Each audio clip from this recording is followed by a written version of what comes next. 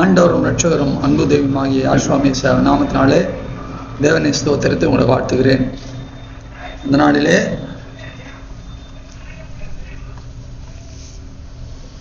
ரோமருக்கு எழுதிய நிருபம், ரோமாபியருக்கு எழுதிய நிருபம் 15 அதிகாரம்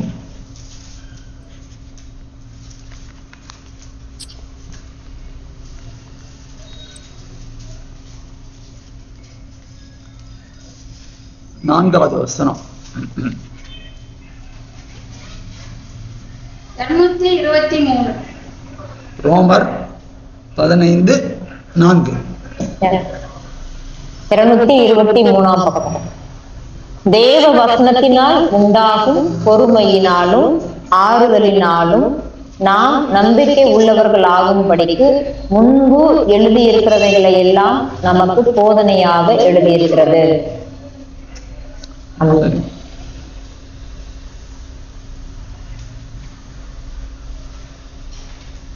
தேவவசனத்தினால என்னென்ன வருமா? பொறுமை, ஆறுதல், நம்பிக்கை. ஆறுதலும் நம்பிக்கை. அந்த பொறுமை ஆறுதலும் வந்தா என்ன வரும்? நம்பிக்கை.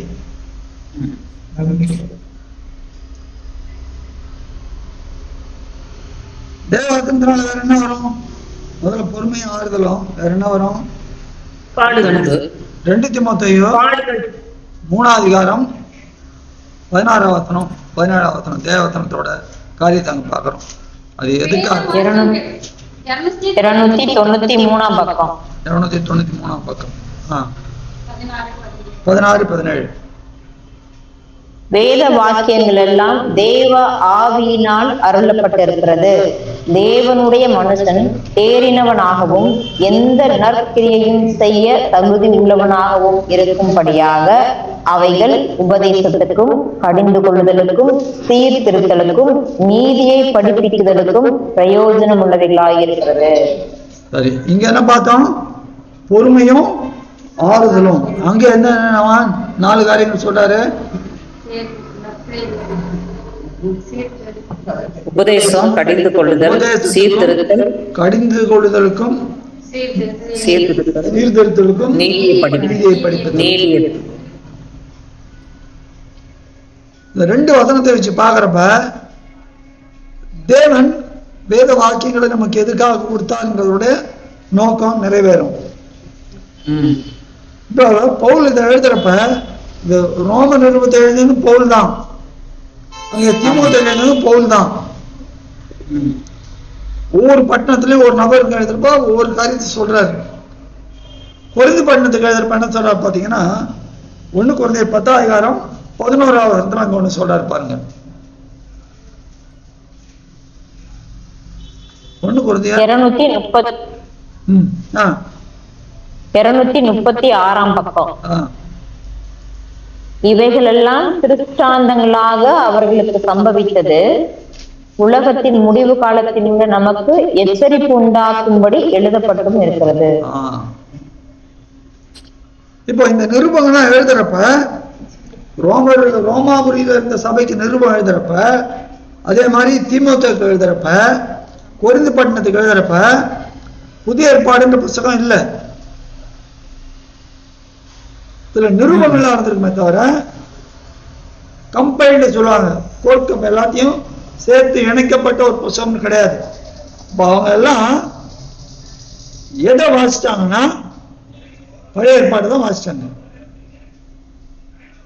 பழைய ஏற்பாடு வாசிச்சு பழைய ஏற்பாட்டில் இருக்கிற காரியங்கள் எல்லாம் என்னென்னலாம் நடந்தது என்னெல்லாம் சொல்லி அது எப்படிலாம் கிறிஸ்து அதை நிறைவேற்றினார் அப்படின்றத அவங்க திருஷ்டாந்தப்படுத்தி காட்டினாங்க. இதெல்லாம் எப்படி இருக்குது, இதெல்லாம் இருக்குது காமிச்சாங்க. அப்ப இந்த 3 பகுதியை நம்ம வாசிச்சதுல முன்பு எழுதுதெல்லாம் பழைய ஏற்பாடு எதில் எழுதப்பட்டிருக்கிறது? திருஷ்டாந்தங்களா இருக்கு. எச்சரிப்பு உண்டாகும் படிக்காது, ரொம்ப முக்கியம். முதல்ல பொறுமை ஆறுதல், அது பிறகு உபதேசம், கடிந்து கொள்ளுதல், சீர்திருத்தல், நீதியை படித்தல், இங்க எச்சரிப்பு. இந்த எல்லாத்தையும் பார்த்தீங்கன்னா கோத்து பார்த்தீங்கன்னா எதுவானும் இதுல எல்லாமே எப்படி இருக்குது நமக்கு? திருஷ்டாந்தமா எல்லாம் கோத்து பாத்தீங்கன்னா என்ன காமிக்கிறது? நீதிமொழிகள் 6ஆம் அதிகாரம் 23ஆம் வசனத்துல கடைசி பாகம், முழுக்க கடைசி பாகம். கட்டளை விளக்கு, வேதமே வெளிச்சு, ஜீவ போதக வழி. நீதிமொழிகள் கட்டளையே விளக்கு, வேதமே வெளிச்சம். கட்டளையே விளக்கு, வேதமே வெளிச்சம், போதக சிக்ஷையே ஜீவ வழி. போதக சிக்ஷையே ஜீவ ஒளி. இன்னொரு வசனம் கூட பார்ப்போம். 94ஆம் சங்கீதம்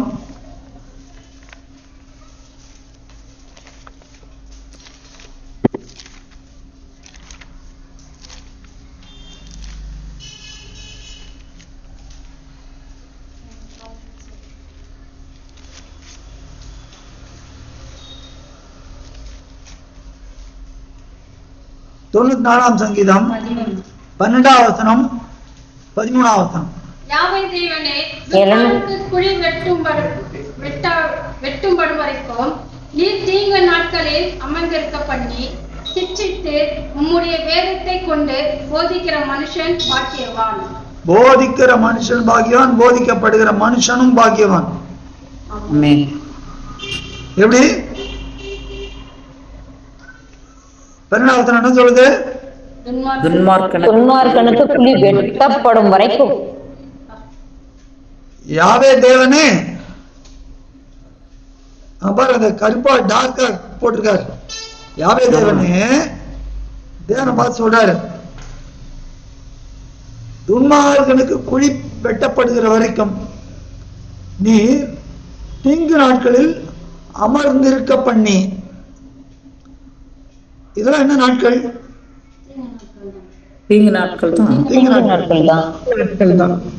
அப்ப தீங்கு நாட்கள்ல என்ன பண்றாரு? அமர்ந்திருக்க பண்ணி. அமர பண்ணி. எதுல அமர பண்றாரு? வசனத்துல, வார்த்தை வெளிச்சத்துல அமர்ந்திருக்க பண்ணி. அதோட நிறுத்துறாரா? சிக்ஷித்து உங்களுடைய வேதத்தை கொண்டு போதிக்கிற மனுஷன், நல்ல போதிக்கப்படுகிற மனுஷன் பாக்கியவான். இப்ப முதல் 3 வசனங்களை பார்த்துமே என்ன பார்த்தோம்? பொறுமை, ஆறுதல், அதுக்கப்புறம் நம்பிக்கை, தீமோத்தேயுல உபதேசம், கடிந்து கொள்ளுதல், உபதேசம், கடிந்து கொள்ளுதல், நீதியை, அதுக்கப்புறம் எச்சரிப்பு. இதெல்லாம் எது காமனா நம்ம பாக்குறோம்?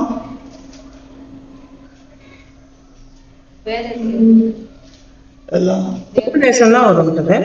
உபதேசிக்கிறது தானே வருது. கடிந்து கொள்ளுதல், தண்டம், அடி, சிக்ஷை, சிக்ஷை, சிக்ஷை, எச்சரிப்பு, சிக்ஷை. அம்மா பையனையோ குழந்தையோ எடுத்து பெரம்ப கையாண்டாங்கன்னா அம்மாவோ அப்பாவோ எதுக்காக? பிள்ளைய வெறுக்கணும்ன்றது, பிள்ளை மேல அன்பு அப்படின்றதுக்காக தான். அதே போல தேவன் நம்மை அவருடைய வார்த்தைகளை கொண்டு சிக்ஷிக்கிறார், எச்சரிக்கிறார். எச்சரித்து நம்ம வரும் கோபத்துக்கு அல்லது அந்த குழிக்கு நம்மை தப்புவிக்கிறார். அப்ப இந்த குழியில தப்புறதுக்கு என்ன தேவை? நாம் அமர்ந்திருக்க வேண்டும். எதுல அமர்ந்திருக்கணும்? வார்த்தையில. மேசியாவுக்குள் அல்லது ஜீவ வார்த்தைக்குள் அமர்ந்திருக்க வேண்டும். இதுதான் ரொம்ப முக்கியம்.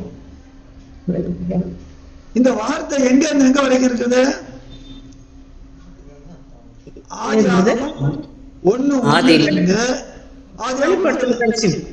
வெளிப்படுத்தல் கடைசி வரைக்கும் இருக்கு. 23 எல்லாத்துக்கும் இருக்குது.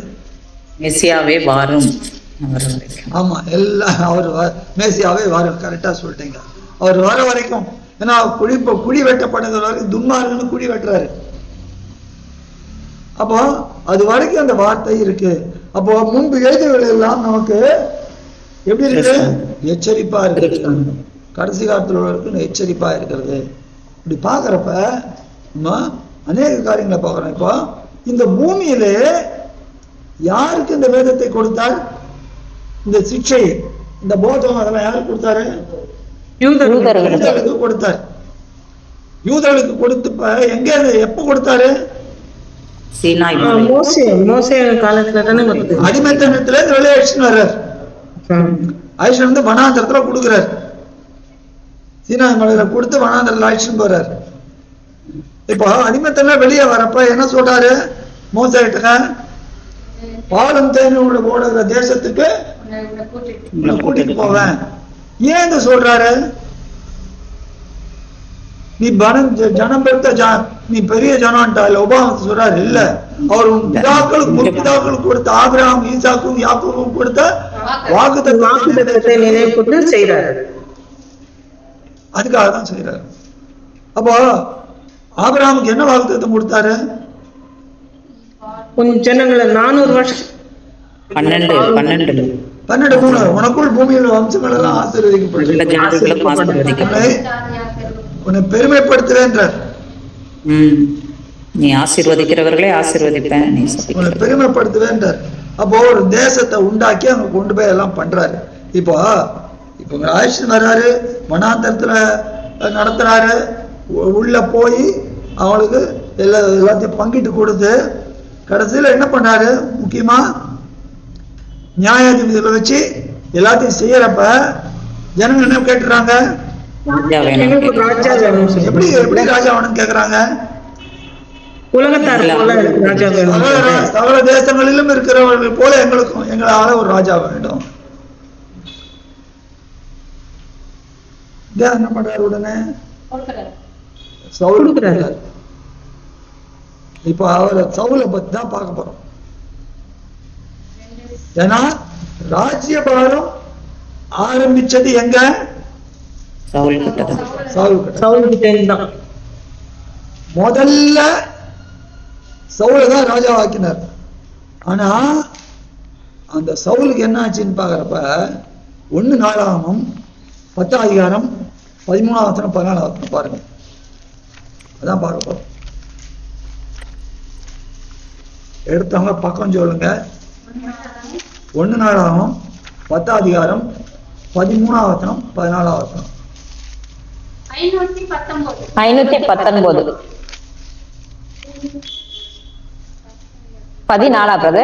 பிரதர் 13.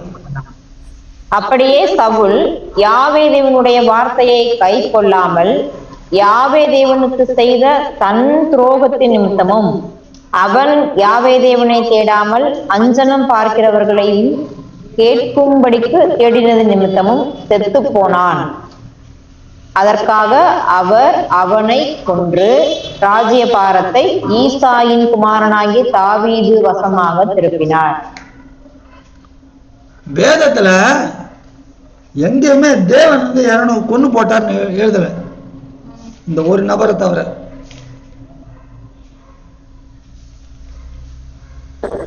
தேவன் அடித்தாருன்னு வரும் அது மாதிரி.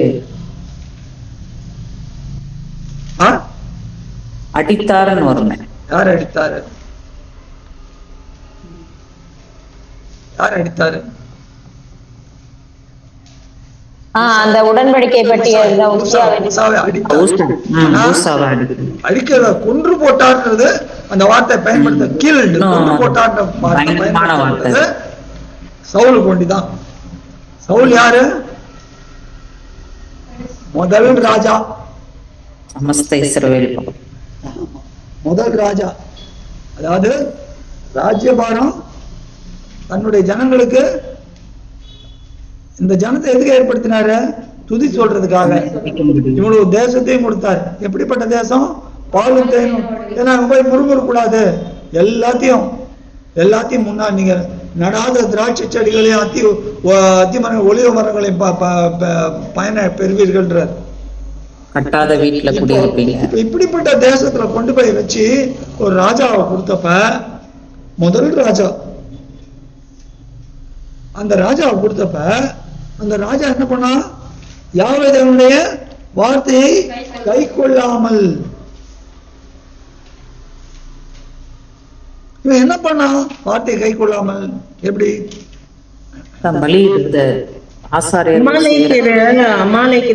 போய் நிர்மூலம் பண்ணிட்டு வர சொல்லி சொல்றாருல்ல, அது ஒண்ணு. அப்புறம் பலி கொடுக்கறதுக்காக நல்லது வெயிட் பண்ண சொன்னாக்கா இவரே கொடுத்துடுறாரு. ஆர்டரை கரெக்டா ஆர்டரை சொல்லணும். முதல்ல இது பலி கொடுக்கறது, அதுக்கப்புறமா அமலேக்கு. முதல்ல பலி கொடுக்கறது. எடுங்க இதை பார்ப்போம். 1 சாமுவேல்.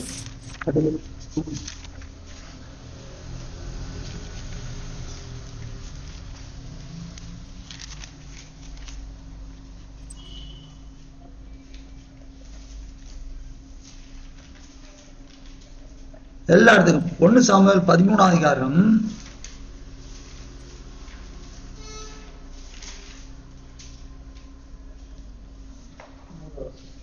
5ல இருந்து பாருங்க. 354 பக்கம். 155.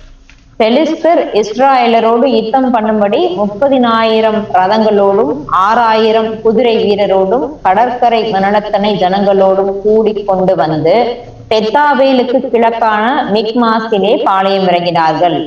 அப்பொழுது இஸ்ராயேலர் தங்களுக்கு உண்டான இக்கட்டை கண்டபோது ஜனங்கள் தங்களுக்கு உண்டான நெருக்கத்தினாலே கெபிகளிலும் முட்காடுகளிலும் கண்மலைகளிலும் துருக்கங்களிலும் குகைகளிலும் ஒளித்துக் கொண்டார்கள்.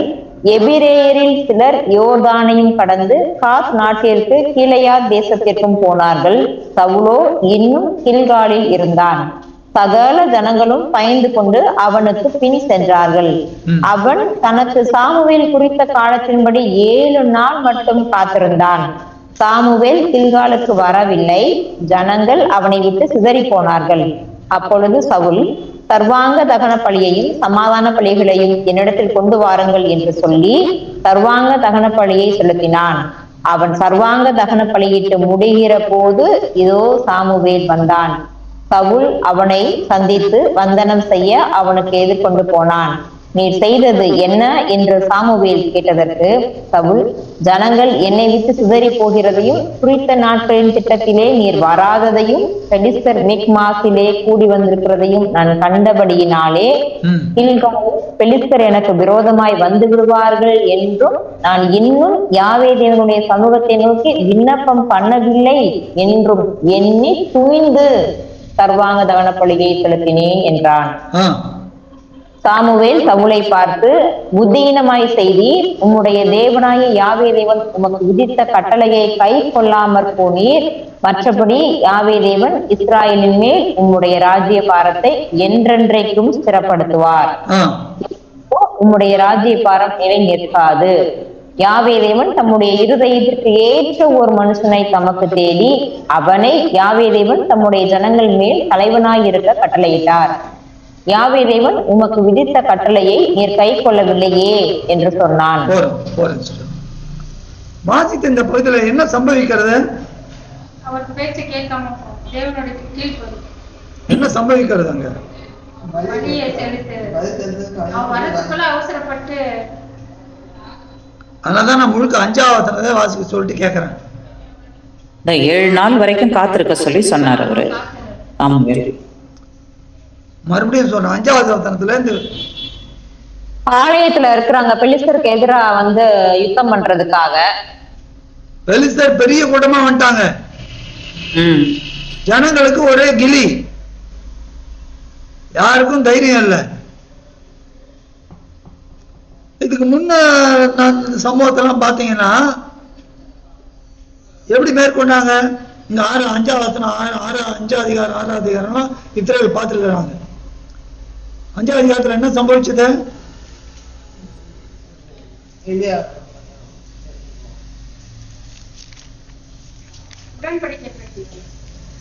பெட்டி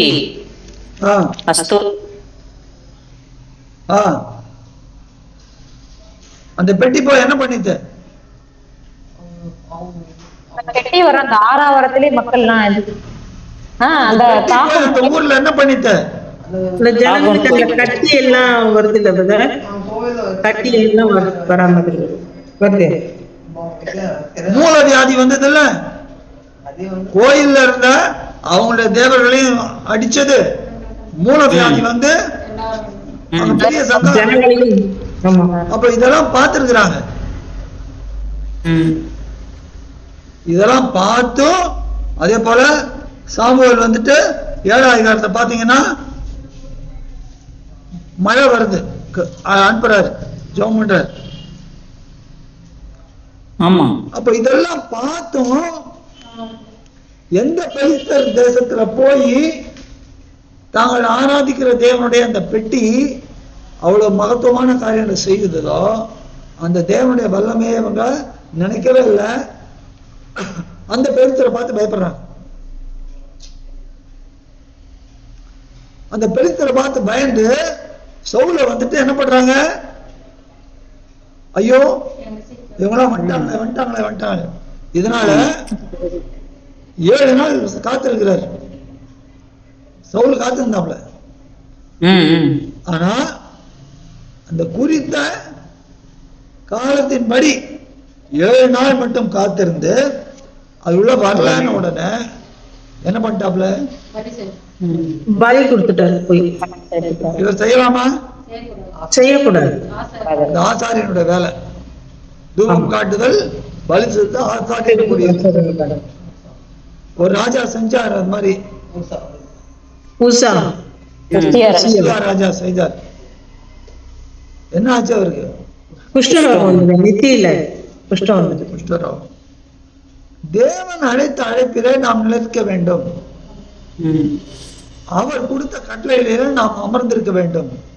கட்டளையை மீறி இப்ப பாருங்க, ஒருத்தர் கேட்கலாம், அவர் தான் டயத்துல வரலையே, சாமுவேல் ரொம்ப ஒழுங்கா இருந்தா சொல்ல டயத்துல வந்திருக்கணுமே அப்படின்னு கேட்கலாம், இல்ல மனசுல நினைக்கலாம் இல்லையா? ஆனா சாமுவேல் கிட்ட வந்துட்டாரு. அதான் நீ எப்படி இருக்கேன்னு சொல்லிட்டு உள்ள எப்படி இருக்குன்னு பரீட்சை பண்றாரு. எப்பவுமே ஒண்ணு சொன்னா செகண்ட் வர அதுக்குள்ள அவர் செய்வார். அப்ப சவுல் சாமுவேல் சவுல்கிட்ட சொல்லி அனுப்பும் போதே இவர் வரும்போதே இவருக்கு வேற இருதயத்தை தேவன் கொடுத்துட்டாரு. அதுதான் சொல்ல வரேன். எடுக்க 10ஆம் அதிகாரம் எடுக்க.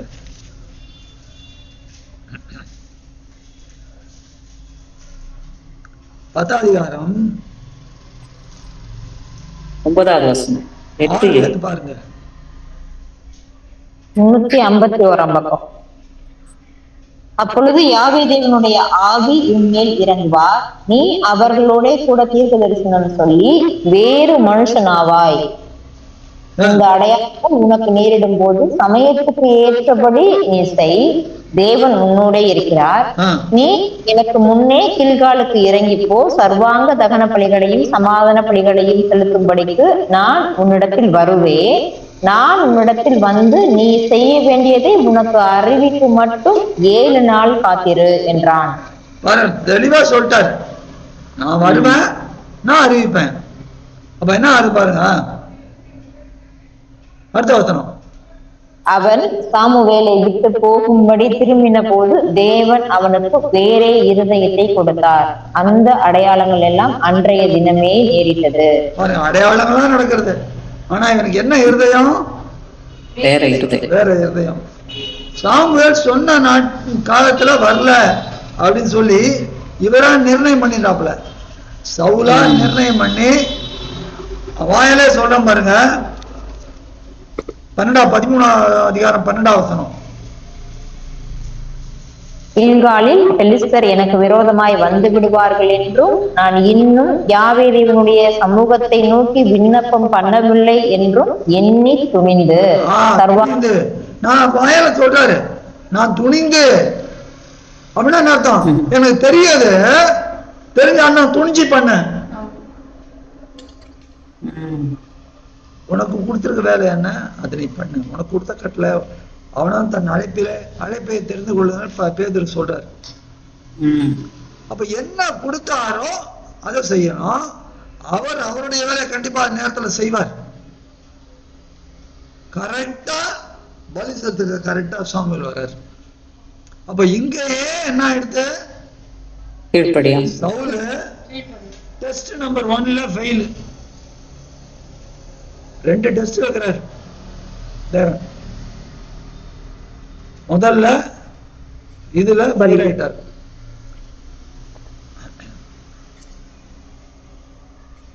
ஆனாலும் தேவன் இன்னும் சான்ஸ் கொடுக்குற பாருங்க.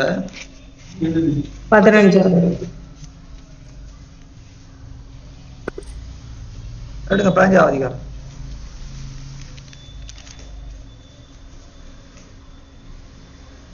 பாத்தீங்க 15ஆம் அதிகாரம் 1ல இருந்து பாருங்க. 358 பக்கம். பின்பு சாமுவேல் சவுலை நோக்கி, இஸ்ரவேலராகிய தம்முடைய ஜனங்கள் மேல் உம்மை ராஜாவாக அபிஷேகம் பண்ணுகிறதற்கு யாவே தேவன் என்னை அனுப்பினாரே. இப்போதும் யாவே தேவனுடைய வார்த்தைகளின் சத்தத்தை கேளும்.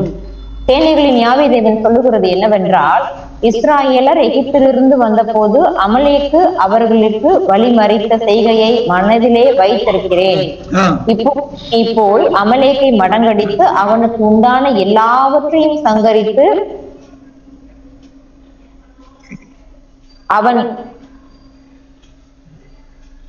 இப்போதும் நீ போய் அமலேக்கை மடங்கடித்து அவனுக்கு உண்டான எல்லாவற்றையும் சங்கரித்து அவன் மேல் இரக்கம் வைக்காமல் புருஷரையும் ஸ்திரீகளையும் பிள்ளைகளையும் குழந்தைகளையும் மாடுகளையும் ஆடுகளையும் ஒட்டகங்களையும் கழுதைகளையும் கொன்று போட கடவாய் என்கிறார் என்று சொன்னான்.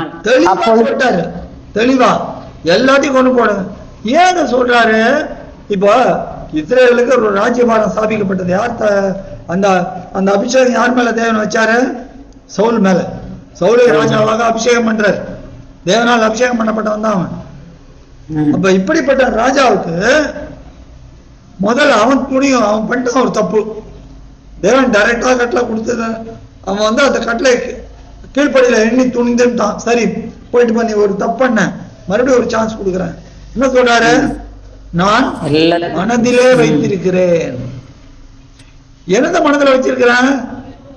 எகிப்துல இருந்து ஜனங்களை அழைச்சிட்டு வரணும். அவங்களை எங்க அழைச்சிட்டு போறேன்? எதுக்காக? அங்க ராஜ்யபாரம் அவங்களுக்கு கொடுக்க போறேன், அந்த தேசத்தை ஆளும்படிக்கு. இப்படி நான் திட்டம் பண்ணி அழைத்து போகிற வேலையில என்னுடைய ஜனங்களுக்கு விரோதமாய் ஒருத்தன் வந்தான். அவன் தான் அமலேக்கு. அது எங்க வாசிக்கிறோம்? யாத்திராகமம் 17ஆம் அதிகாரத்துல வாசிக்கிறோம். இந்த 17ஆம் அதிகாரத்துல கடைசி வசனம் வாசிங்க.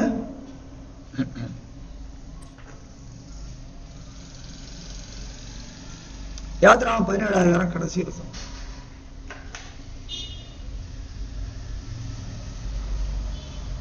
அமலேக்கின் கை பக்கம் சொல்லுமா? 32. அமலேக்கின் கை யாவே தேவனுடைய சிங்காசனத்துக்கு விரோதமாய் இருந்தபடியால் தலைமுறை தோறும் அவனுக்கு விரோதமாய் யாவே தேவன் யுத்தம் நடக்கும் என்றான். இத மனத்துல வச்சிருக்கிறான்றார். இது ஒரு கட்டளையாவே கொடுக்கிறார். எங்க கொடுக்கிறார்னா உபாகம் 25ஆம் அதிகாரம் எடுங்க. உபாகம் 25ஆம் அதிகாரம் எல்லா இடத்துக்கும் 17ல இருந்து 19 வரைக்கும் பாருங்க. 255 பக்கம். எகிப்திலிருந்து புறப்பட்டு வருகிற வழியிலே அமலேக்கு தேவனுக்கு பயப்படாமல் உனக்கு எதிராக வந்து நீ இளைத்து விடாய்த்திருக்கையில் பின் வருகிற உன் பாளையத்தில் உள்ள பலவினரை எல்லாம் வெட்டினான் என்பதை நினைத்திரு. தேவனாயி யாவே தேவன் நீ சுதந்திரித்துக் கொள்ள உனக்கு கொடுக்கும் தேசத்தின் சுற்றுப்புறத்தாராகிய உன்னுடைய சத்துருக்களை எல்லாம் உன் தேவனாயி யாவே தேவன் விலக்கி உன்னை இளைப்பார பண்ணும் போது நீ அமலேக்கின் பேரை வானத்தின் கீழ் இராதபடிக்கு அழிய பண்ண கடவாய். இதை மறக்க வேண்டாம். பாருங்க, மறக்க வேண்டாம், அழிய பண்ண கடவாய். மற்றதெல்லாம் நான் பார்த்து எல்லாத்தையும் துரத்தி விடுறேன். ஆனா இவங்களை மாத்திரம் அழிக்க பண்ணணும். நீ போடு, நான் இல்ல, நீயே போடு. அதானே அந்த திரும்ப அந்த நல்ல நிறுத்தி மனத்தை வாங்கிட்டு வாசிங்க. அத 19வது வசனம். உன் தேவனாகிய யாவே நீ சுதந்திரித்துக் கொள்ள உனக்கு கொடுக்கும் தேசத்தின் சுற்றுப்புறத்தாராகிய உன்னுடைய சத்துருக்களை எல்லாம் உன் தேவனாகிய யாவே தேவன் விலக்கி உன்னை இளைப்பார பண்ணும் போது. அப்ப அந்த சத்துருக்களை விளக்குறது யாரு? தேவன் விளக்குறாரு. அது பண்றப்ப இவனை மொத்தம் நான் பண்ணல, நீ பண்ணணும். புரியுதா? நீ பண்ணணும். இதை மனதில் வை, இதை நினைத்துக்கொள், மனதில் வைன்றார். நானே மனதில் வச்சிருக்கேன்றார் அங்க சவுல்கிட்ட. அவன் சவுல்கிட்ட பேசுறதான் சொல்றாரு, நான் மனதில் வச்சிருக்கிறேன்றார். நீ நினைப்பாயாக இஸ்ரேல கட்டளையாக கொடுத்திருக்கிறார். இது கட்டளை தெளிவா இருக்குது. இந்த கட்டளைய மறுபடியும் சாமுவேலை கொண்டு சவுலுக்கு சொல்றார்.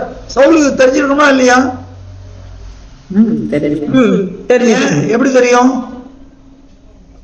உபாகமம் 17 வாசிக்கிறோம். இதெல்லாம் எப்பவுமே ராஜா எழுதி நிதம் அந்த பிரதிநிதியை அவன் தினமும் வாசிக்க கடவன். 17 அதிகாரம் 17 பாத்தீங்கன்னா தெரியும். அப்போ லேவியனாக ஆசார் இடத்துல போய் கைப்பிரதி வாங்கி அதை எழுதி ஜீவனோட நாளெல்லாம் வாசிக்க கடவன். அப்போ சவுலுக்கு கண்டிப்பா தெரிஞ்சிருக்கணும். ஆமா பண்ணுவாரு பிரதர், நம்ம போய் எழுதிக்கலாம்னு சொல்லிட்டு சொல்லுவாரு. இருந்தாலும் சவுலுக்கு நினைப்பூட்டுறாரு, இதை மனதுல வைத்திருக்கிறப்பா, புஸ்தகத்துல எழுதியிருக்கிறேன் சொல்லிட்டு ஆடுகளையும் ஸ்திரீகளையும் புருஷர்களையும் ஆடுகளையும் மாடுகளையும் எல்லாத்தையும் ஒட்டகளையும் எல்லாத்தையும் அழின்றார். என்ன பண்றாரு? அது பலவீனமானது எல்லாத்தையுமே ஜனங்கள் சொன்னாங்கன்னு சொல்லிட்டு அழிச்சிட்டு நல்ல கொழுத்ததெல்லாம் கொண்டு வந்து பலிக்காக கூட்டின்னு வர்றாரு. எல்லாத்தையும் அந்த ராஜாவையும் கொல்ல மாட்டான். அவருடைய ராஜாவையும் கொல்லாம விட்டு வைப்பான். இப்படிப்பட்ட காரியத்தை, தேவனுடைய மனத்துல இருக்கிற காரியத்தை இவன் மனத்திலேயே வைக்கல,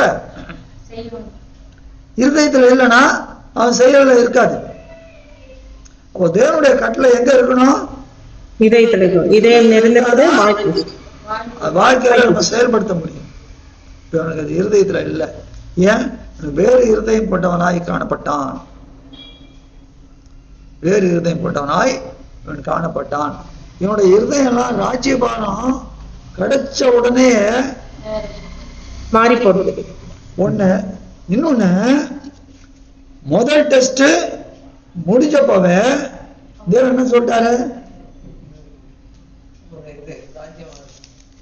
என்ன சொன்னாரு? ராஜ்யத்தை எடுத்துக்கொடுவேன்னு சொல்லிட்டாரு. இதுலதான் மனஸ்தாபம் சொல்றாரு. 13வது வசனத்திலே வருது. அதை எடுத்துட்டு அவருடைய இதயத்துக்கு ஏற்ற மனுஷனுக்கு அது கொடுப்பேன், இதயத்துக்கு ஏற்ற மனுஷனுக்கு கொடுப்பேன் அப்படின்ட்டார். ஏன்னா இதெல்லாம் தேவனுடைய திட்டம். அந்த இதயத்துக்கு ஏற்ற மனுஷன் யாரு? தாவீது. தாவீதா? தாவீது கரெக்ட் பண்ணிட்டாரு. ஆனா ஒண்ணுத்துல புள்ளி வச்சிட்டாரு. ஆமா, அந்த ஒரு விஷயத்துல மாத்திரம்தான் அவரு. அப்போ தேவனுடைய இருதயத்துக்கு ஏற்ற மனுஷன் யாரு? ஆண்டவர் தான். ஆண்டவர் தான், வேற யாரும் கிடையாது. தாவீது இருந்தா இல்லைங்களே, இருதயத்துக்கு ஏற்ற மனுஷன் சொல்றாரு. அதான் இப்ப பார்க்க போறோம். இப்போ சவுலோட இருதயம் என்னாச்சு? எந்த ராஜாவை நீ கொலை பண்ணு நான் சொன்ன அந்த ராஜாவை கொலை பண்ணல, ஆனால் யாரை நான் ராஜாவாக போறேன் உனக்கு பிறகு அந்த ராஜாவாக போறேன்னு சொன்ன அந்த தாவீத எப்படிலாம் வேட்டையாடினா. அப்போ என்னோட இருதயம், வேற இருதயம் என்ன? தேவனுக்கு விரோதமாக செயல்படுறதே இருதயம். தேவன் என்ன செய்யறாரோ அதுக்கு விரோதமா செய்யறது. சரி, இப்போ திரும்ப அந்த நாளாகமத்துக்கு வந்துருங்க.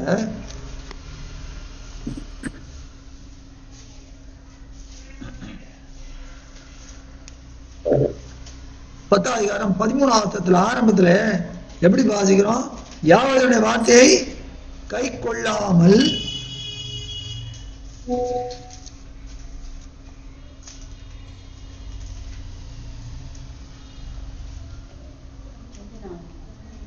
ஒண்ணுதான் 10ஆம் அதிகாரம். நீ பாருங்க வசனம் அது. வார்த்தையை இவன் கை கொள்ளாமல் யாவதேவன் செய்த துரோகத்தின் நிமித்தம். இந்த துரோகம்ன்ற வார்த்தைக்கு இது என்ன மூல பாஷையில் போட்டிருக்க வார்த்தைக்கு என்ன அர்த்தம்னா, ஒரு விவாகம் பண்ணப்ப ஒரு ஸ்திரீ ஒரு புருஷனுக்கு துரோகம் பண்ணா என்ன, மால்ங்கிற வார்த்தை இது மூல பாஷையில. அதோட அர்த்தம் அதுதான்.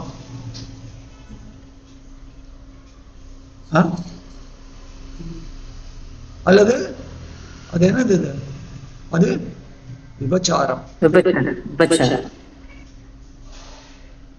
என்ன தேவன் எவ்வளவு மனத்துல பாருங்க, அந்த வார்த்தை அங்க பரிசாக எழுதிப்பாப்ல அந்த வார்த்தை. தேவனே கொன்று போட்டார். அதனாலதான் தேவனே கொன்று போட்டார்.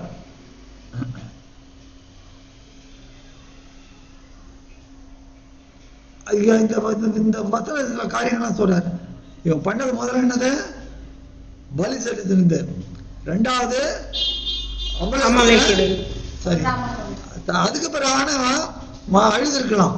முதலே அழுது மன்னிப்பு கேட்டிருக்கலாம், இல்ல அதுக்கப்புறமா அழுது மன்னிப்பு கேட்டிருக்கலாம். ஆனா எப்பவுமே இவன் தன்னுடைய வழியை தான் தெரிஞ்சு கொண்டானே தவிர தேவனுடைய வழி என்னன்னு தெரிஞ்சு கொள்ளல. தாவீதுக்கு விரோதமாவே செயல்பட்டான். அது மாத்திரம் இல்லாதபடிக்கு 1 சாமுவேல் 23ஆம் அதிகாரம் அங்கே ஒரு காரியம்.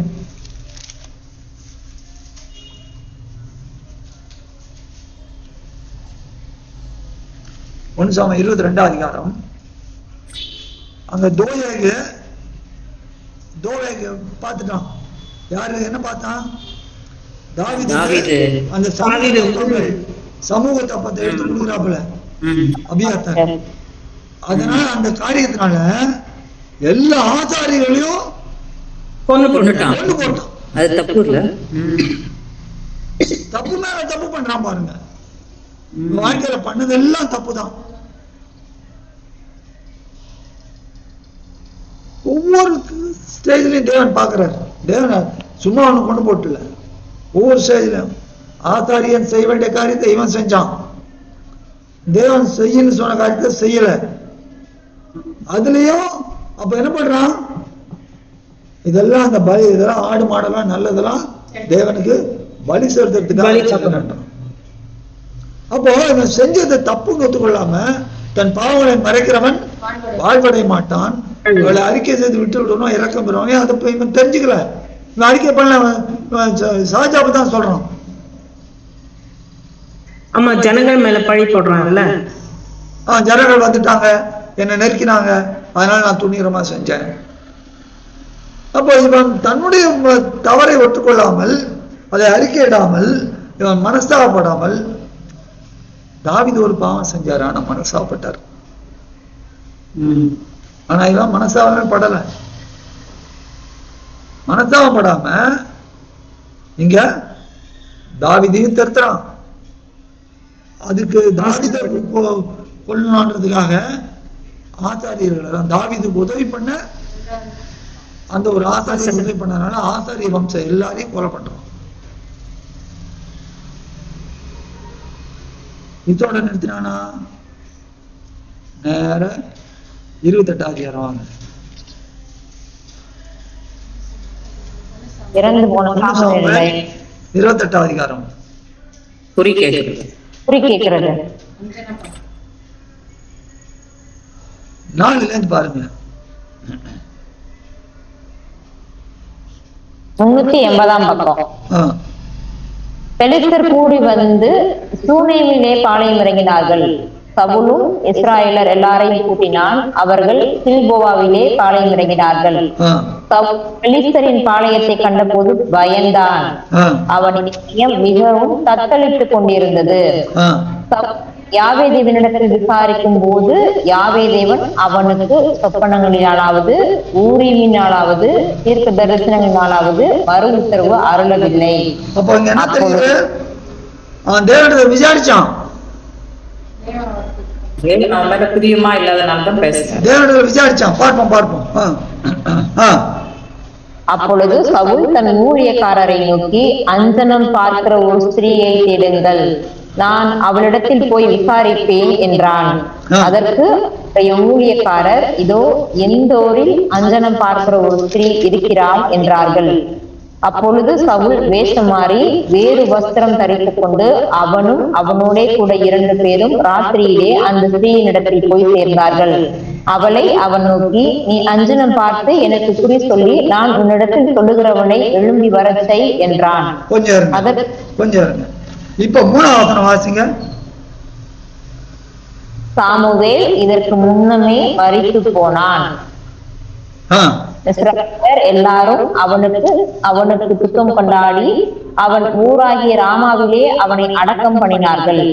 சவுல் அஞ்சனம் பார்க்கிறவர்களையும் குறி சொல்லுகிறவர்களையும் தேசத்தில் இராதபடிக்கு துரத்தி விட்டான்.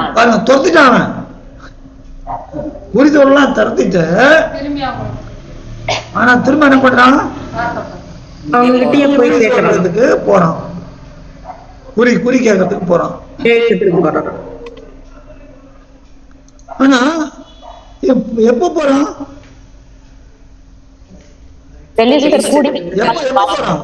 முதல்ல நைட் போறான். முதல்ல என்ன? முதல்ல தேவன் இடத்துல விசாரிக்கிறான். தேவன் விசாரிதான் அவன் தான் தேவன் விசாரிச்சுட்டானே. இல்ல அங்க பதில் வரலன்னு சொல்லிட்டு தானே போறான். அவன் பண்ண தேவனுக்கு விரோதமா தானே இருக்கு, அதனாலதான் பதில் கொடுக்கல. சரி, தேவன்கிட்ட கேட்டிருக்கிறான்ல. கேட்டிருக்கான். எதுக்காக?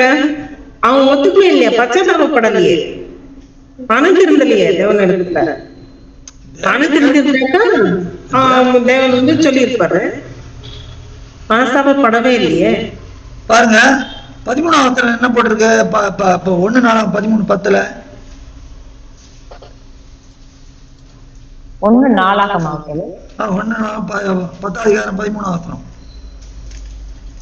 அவன் யாவை தேவனை தேடாமல் அஞ்சனம் பார்க்கிறவர்களை கேட்கும்படி தேடின. வார்த்தையை கை கொள்ளாதனால, தேவனுடைய வார்த்தையை அவன் கை தேடாமல் இருந்து. ஆனா இங்க என்ன பண்ணிருக்கான்? தேவன்கிட்ட போய் கேட்டிருக்கான். நல்ல பாருங்க, இது கூர்ந்து கவனிக்க வேண்டிய ஒரு காரியம். இல்ல நீங்க என்ன கேள்வி கேக்குறீங்க? இல்ல 1 சாமுவேல் 28 அதிகாரத்துல தேவன்கிட்ட கேட்டான் இருக்குது. ஆமா, தேவன்கிட்ட போய் தேடி இருக்கிறான். தேவன் மறுபடியும் சொல்லல. ஆனா 4ஆகமத்துல தேவனை தேடாமல் குறித்தவர்கிட்ட போயிட்டான்றார். இப்ப எது கரெக்ட்? இல்ல புரியல பிரதர். 4ஆகமத்துல என்ன சொல்லு? 13 அவன் யாவை தேவனை தேடாமல் அஞ்சனம் பார்வையை தேடினான் இருக்குது. ஆனா இங்க தேவனை தேடிட்டு பதில் கிடைக்கல, அஞ்சனம் பார்வையிட்டு போறான். அவன் கட்டளை கை கொள்ளவில்லைன்னு சொல்லிட்டு இல்லையா? அதுதான் இல்ல, அவன் தேடினா தேவன் சொன்ன காரியங்களுக்கு விரோதமான துரோகம் பண்ணிட்டான். அது கீழ்ப்படியாம போன காரியங்கள். அதனாலதான் அவர் செவி கொடுக்கல. அதான் அங்கே 1:13 தொடக்கத்திலே சொல்லிட்டாரு, யாருடைய வார்த்தையை கை கொள்ளாமல். அப்புறம் கை கொள்ளாம தேவனை தேடுறதுல பிரயோஜனமே இல்லைல்ல. சரி, வேற யாரு? பிரதீப்.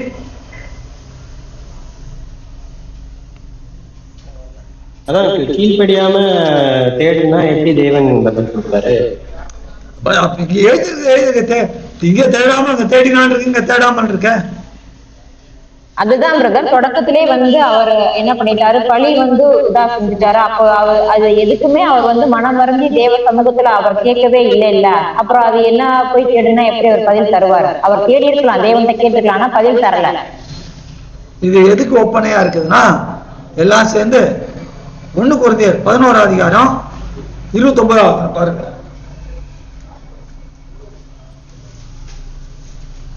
1 கொரிந்தியர் 11 அதிகாரம் 29 238 பக்கம். எண்ணத்தினால் எனில் அபாத்திரமாய் போஜனபானம் பண்ணுகிறவன் ஆண்டவருடைய சரீரம் இன்னதென்று நிதானித்து அறியாததினால் தனக்கு ஆக்கினை தீர்ப்பு வரும்படி போஜனபானம் பண்ணுகிறான். எப்படி எப்படி திரும்ப நிறுத்தி வாசிங்க ஒரு தடவை. எண்ணத்தினால் எனில் அபாத்திரமாய் போஜனபானம் பண்ணுகிறவன் ஆண்டவருடைய சரீரம் இன்னதென்று நிதானித்து அறியாததினால் தனக்கு ஆக்கினை தீர்ப்பு வரும்படி போஜனபானம் பண்ணுகிறான். இது பவுல் எதை பத்தி எழுதுறாருங்க? பஸ்காவை பத்தி எழுதுறப்ப என்ன சொல்றாரு? அது என்னன்னு அறிஞ்சு அப்படின்னு அர்த்தம். அதனுடைய மகத்துவத்தை உணர்ந்து தேவ பயத்தோடு நடுக்கத்தோடு ஆனா பூரண நிச்சயத்தோடு அதுல கை வைக்கணும். புரியுதா? புரியுது. அப்போ அப்படி இல்லாம இருக்கிறவன் ஆனா என்ன பண்றான்? அது பங்கு பெறான், சாப்பிடுறான். ஆனா அவனுக்கு என்ன வருது? இல்லையா? வருது இல்லையா? ஆண்டவருடைய சரீரத்தை புசித்து அவருடைய ரத்தத்தை பானம் பண்ணவர்களுக்கு நித்திய ஜீவன் உண்டுன்னு சொல்றாரு. சொல்றாரா இல்லையா? சொல்லியிருக்காரு. போன வாரம் பார்த்தோம். ஆமா. அப்ப இங்க சாப்பிடுறவங்க ஆக்கினை வருது. விவேச்சனை இல்லாத மணிக்கு பயம் அதெல்லாம் இல்லாத மணிக்கு என்ன தானோட்டு பண்றாரு அறிந்து கொள்ளாதபடி அவரு. அதே போலத்தான் சவுல் தேடினான், ஆனால் அவன் உண்மையான உள்ளத்தோடு தேடவில்லை. இது நமக்கு எச்சரிப்பு. இன்னைக்கு கூட நம்ம ஜபம் பண்றப்ப நிறைய நேரத்தில் என்ன பண்றோம்? ஜப வேலையில எவ்வளவு பேர் ஜபம் பண்றப்ப என்னென்னலாம் வருது? ஜபம் பண்ணிட்டு இருப்போம். ஆனா சிந்தனைகள் வேலைக்கே போயிடுறது. உண்மையா இல்லையா சொல்லுங்க? நிறைய வருது. நிறைய வருது. பிரேயர்ல எந்த காரியத்தை பத்தி பேசுறோமோ, தேவன்கிட்ட பேசுறோமோ, அப்ப வேண்டாம் வேற சிந்தைகள்லாம் நிறைய வரும். படிக்கணும்னாலே வரும். நம்ம நிறைய படிக்க விடாத படிக்கப்படுறது. படிக்கிறப்ப படிச்சுட்டே இருக்கிறப்ப எங்கெல்லாம் அமெரிக்காலாம் சுத்தம், ஆஸ்திரேலியா, அமெரிக்கா, ஐரோப்பா எல்லா இடமும் சுத்தம். தடுக்கிறது போக விடாத மணிக்கு ஆவிக்கிற வாழ்க்கையில முன்ன போக விடாத படிக்கிறது. அப்போ முழு உள்ளத்தோடு, அதான் உன் தேவனாகி யாவை தேவனை முழு இருதயத்தோடும் முழு பலத்தோடும் முழு ஆத்மாவோடும் முழு சிந்தையோடும் அப்படின்னு அர்த்தம். டோட்டல். புரியுதா? அப்ப தேடுறது பெருசு இல்ல, ஆனா எப்படி முழு இருதயத்தோடும். இது நம்ம வாழ்க்கையில இப்ப நமக்கு ஒரு எச்சரிப்பு, நம்ம ஒரு பாடம். முழு உள்ளத்தோடு சவுல் தேடவில்லை. அங்கே முழு உள்ளத்தோடு பஸ்காவை அவங்க அனுசரிக்கவில்லை. முழு உள்ளத்தோடு அனுசரிக்காதனால அவங்களுக்கு என்ன, சிலர் ஆக்கினை வந்ததுன்ற. அதே போலதான் இந்த சவுல் என்ன பண்றாப்புல, முழு தேடினா, ஆனா முழு உள்ளத்தோட தேடல. முழு உள்ளத்தோட தேடினானா அவன் என்ன பண்ணிருப்பான்? அழுது கதறி இருப்பான், வஸ்திரங்களை கிழித்து ரெட்டுடுத்தி இருப்பான், அழுதிருப்பான். பிளாட்டா தரையில தாவீது எப்படி விழுந்தாரோ,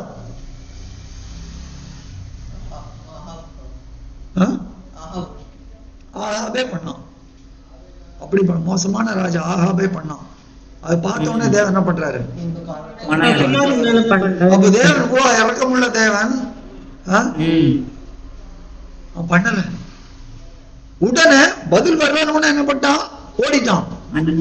யார துரத்தினானோ அவங்கள்டே ஓடுறான்.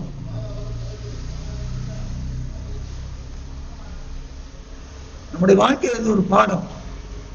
நம்ம வாழ்க்கையில நெருக்கங்கள் வரப்ப நம்ம ஜெபம் பண்ணுவோம், பேருக்கு அப்படியே ஜெபம் பண்ணிட்டு அங்கங்க ஓடுவோம். பதட்டம். விசுவாசிக்கிறவன் பதட்டம் கூடாது. பதட்டம் கூடவே கூடாது. தேவன் சொன்னார்னா செய்வார். 7 நாளுக்குள்ள வருவார்னா வருவார்.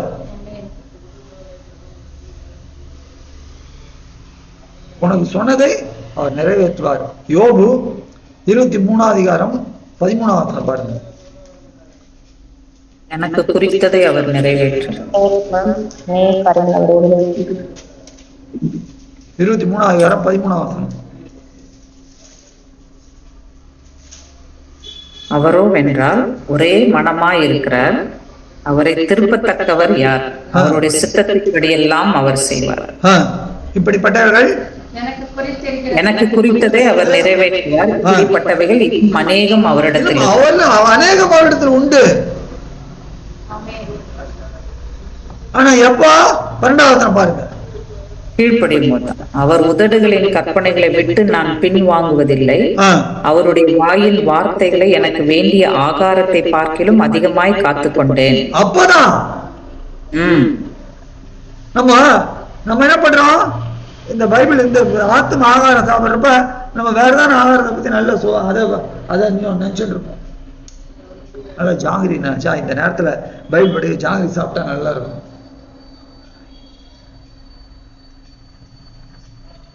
சில நேரம் ஒரே குளிரா இருக்கும். குளிர் நேரத்துல பைபிள் படிச்சுக்கணும். இந்த நேரத்துல சூடா போண்டாவோ பக்கோடாவோ சாப்பிட்டே பைபிள் படிச்சா நல்லா இருக்கும். கொடுத்த தேவன் கொடுத்த சாப்பிட வேண்டாங்களே. ஆனா புத்தி எங்க போக கூடாது? அங்க போயிடுச்சுன்னா காலி. பாதிக்கிறப்ப தேவன் என்ன சொல்றாரு? என்னோட பேசும் தேவனே என்னோட பேசும். திறக்கத்தை அவர் நம்மோட பேசுறதுதான். அப்போ சவுல் இந்த காரியத்தை செய்யாதபடிக்கு அரைகுறையா ஏதோ யெரொபெயாம் என்ன பண்ணான்? ஆரோன் என்ன பண்ணான்? கண்குட்டியை வச்சுட்டு இதுதான் யாரு வந்து தெய்வம்னு சொன்னான். யெரொபெயாம் தான் சொன்னான். அங்க ஒண்ணு இவங்களே உங்களை எகிப்து வேற சொல்லல, வேற ஏதோ பாகால்னு சொல்லல. பண்டிகை வேற, பண்டிகை வேற. அப்ப நீங்க அநேகர் அப்படித்தான் இருக்கிறோம். சவுலை போல இருக்கக்கூடாது. இந்த சவுல் யாருக்கு ஒப்பா இருக்கிறான் என்றால் முந்தின ஆதாமுக்கு ஒப்பா இருக்கிறான். முந்தின ஆதாம் அவனுக்கு தேவன் என்ன பண்ணாரு? ஒரு ராஜ்ய பார்த்து சகலத்தையும் ஆண்டு கொள்ளினார். அவன் என்ன பண்ணான்? விட்டான். இவன் என்ன பண்ணா?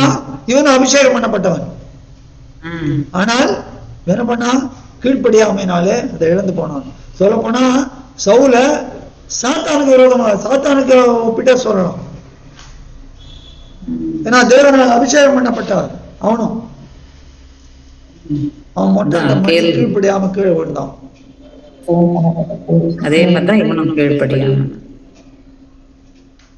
அந்த சாத்தானை தேவன் கொண்டு போடுவார். அதனுடைய ஆவிங்க தானே பிரதர் இதெல்லாம் செய்யறது இல்லையா? அத ஸ்பிரிட் தான். அப்போ சவுலை தேவனே கொண்டு போட்டார். நம்ம 1 சாமுவேல் 31 வாசிக்கிறப்ப அங்க என்ன சம்பவிக்கிறது பாக்குறோம்? சவுல் பட்டயத்தை நட்டு அதன் மேல் விழுந்துட்டான், செத்து போனான் இருக்கு. அந்த பட்டயம் என்ன பட்டயம்? அது யாவேதனுடைய பட்டயம். வார்த்தை, தேவ வார்த்தை என்னும் பட்டயம். இல்ல அங்க பிசிக்கலா ஒரு பட்டயத்தை வச்சு அதுதான் வந்து சொல்லிக்கிறோம். ஆனா அந்த பட்டயத்தை இருக்கிறாரு.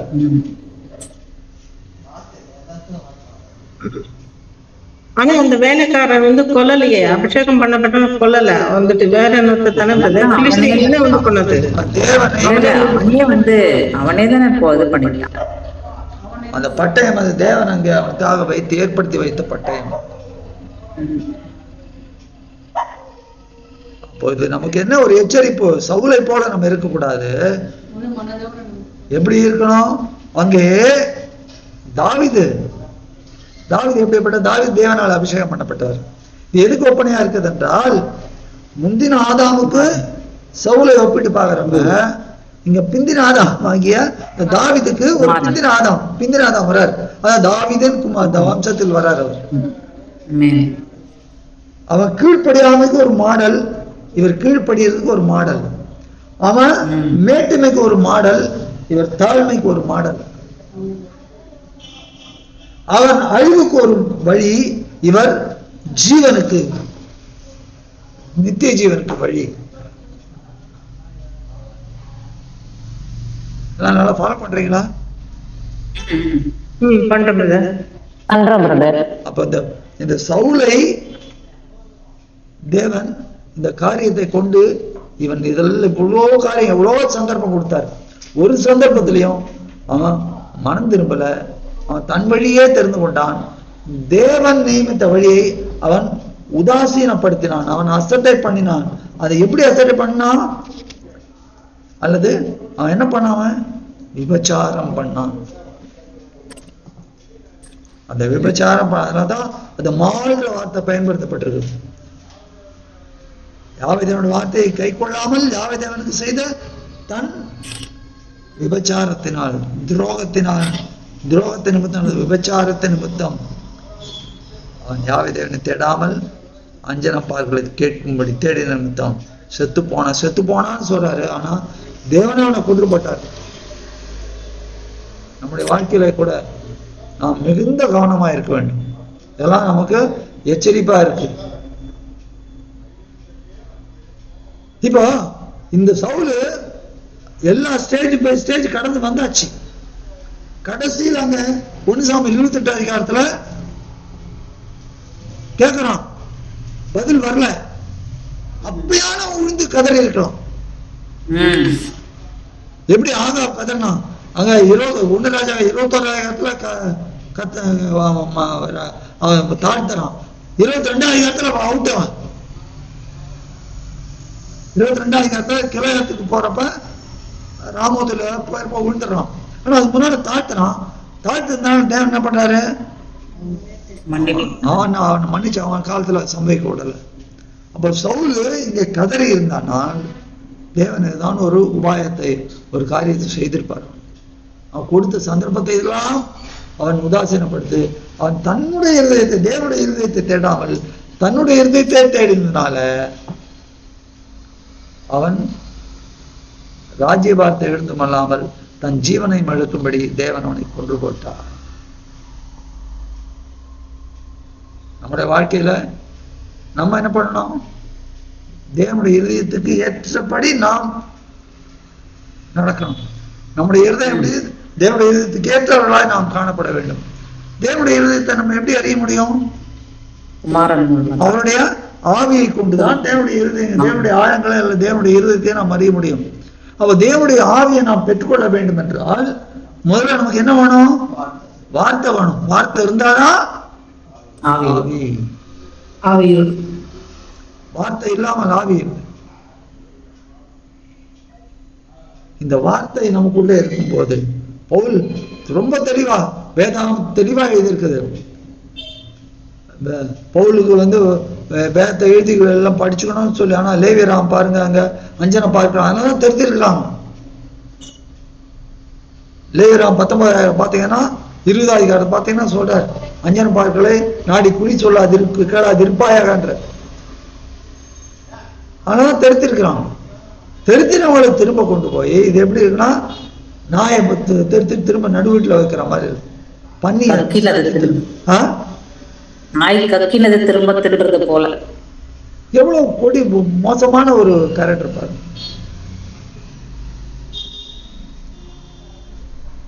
ஆனால் நாம் அப்படி இல்லாதபடிக்கு பிந்தின ஆதாமாகிய ஆண்டவராகிய யாஷுவா மேசியாவையே நாம் நினைவு கொள்ள வேண்டும். அவர் என்னென்னலாம் சொன்னாரோ, அவர் என்னென்னலாம் உபதேசித்தாரோ அந்த உபதேசத்திலே நாம் இருந்தால் நாம் ஆக்கினைக்கு உள்ளாக்கப்படுவதில்லை. நாம் ஆக்கினையை கடந்து நாம் ஜீவனை பெற்றுக்கொண்டு நித்திய ஜீவனை சுதந்திரத்துக் கொள்வோம். அப்ப இதெல்லாம் நமக்கு எல்லாம் தேவை. அதனாலதான் வேதத்தை வாசிங்க வாசிங்க வாசிங்கன்ற ஒவ்வொரு நபர் ஒவ்வொரு கேரக்டர்லையும் தேவன் ஒரு சொல்றாரு, ஜாகிரதையா இருங்க ஜாகிரதையா இருங்க, இவனை போல இல்லாதீங்க இவனை போல இருக்கு. இவனெல்லாம் இருக்கிறாங்க. ஆனா இவனெல்லாம் காட்டிலும் சொல்றார், சாலமோனை காட்டிலும் பெரியவர் இங்க இருக்கிறார். பாட்டு பாடுவாங்கல்ல, ஆரோன் மோசே தாவீதுக்கு மேல் மேசா நமக்கு உண்டு. எல்லாரும் ஆரோனு மோசே. ஆரோன் யாரு? ஆசாரியன். மோசே யாரு? தீர்க்கதரிசி. தாவீது ராஜா. அப்போ தீர்க்கதரிசிக்கு ஒருத்தர், ஆசாரியனுக்கு ஒருத்தர், ராஜாவுக்கு ஒருத்தர். இவங்களுக்கு எல்லாம் மேலான ஒருத்தர். அவர்ல என்ன இருக்கிறது? தீர்க்கதரிசன அபிஷேகம் இருக்குது, ஆசாரிய அபிஷேகம் இருக்குது, ராஜரிக அபிஷேகம் எல்லாம் இருக்குது அவர் மேல. ஹல்லேலூயா. ஹல்லேலூயா. இப்படிப்பட்டவர்களோ நம்ம நோக்கணும். இப்படிப்பட்ட ஆண்டவராகிய யெகோவா மேசியாவல்லவோ நாம் நோக்கணும். மோசே தன் வீட்டில எங்க மேற்பட்டவராய் இருக்கிறது போல குமாரன் அதற்கு மேற்பட்டவராய் எங்கே. அப்ப அவரை நோக்கிறப்ப நாம் என்ன ஆகும்? நாம் தேவனுடைய சுதந்திரனும் மேசியாவோட உடன் சுதந்திரம். அப்போ அதான் சொல்றார், ஜெயங்கொண்டு நான் என் பிதா சிங்காசனத்துல அவரோடு கூட அமர்ந்தது போல ஜெயங்கொள்ளுகிறவன் அவனும் என்னோடு கூட சிங்காசனம் அமர்வே அவரும். அப்ப ஜெயங்கொண்டது எப்படி? அந்த ஜெயத்தை எப்படி? அப்போத்துல 14 அதிகாரம் 22 பாருங்க.